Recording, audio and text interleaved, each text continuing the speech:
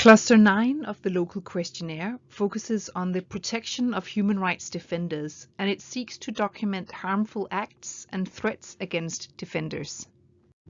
So what is a human rights defender? It's a person who individually or with others act to promote or protect human rights in a peaceful manner. So a defender can be addressing a variety of human rights concerns and speaking on behalf of different rights holder groups. This can be at both local, national, or international level. And since access to land and natural resources is a human rights issue, people defending, for example, community land rights can be considered human rights defenders. The same would go for a community member standing up for women's rights to inherit land, for example. That person could also be considered a human rights defender. So the key issue is whether or not their concerns fall within the scope of human rights. The UN Declaration on Human Rights Defenders enshrines a right to defend rights.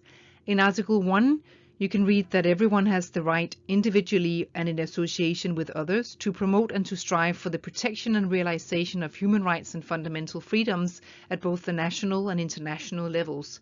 Of course, every individual should also enjoy the right to freedom of expression, including the right to seek and impart information, freedom of assembly, association, etc. In the online local questionnaire, I'll click on Cluster 9, Protection of Human Rights Defenders. The first question here seeks to document any harmful acts, killings, kidnappings, enforced disappearances, arbitrary detention or torture of human rights defenders working on issues related to land, property or natural resources. This will be an important contribution to data collection on the Global Sustainable Development Goal Indicator 16.10.1.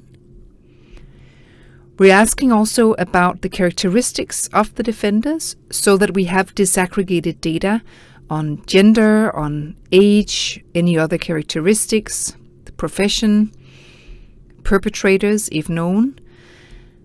And then you can link to any information you have about the case. It could be media reports, reports by the National Human Rights Institution, for example, if available.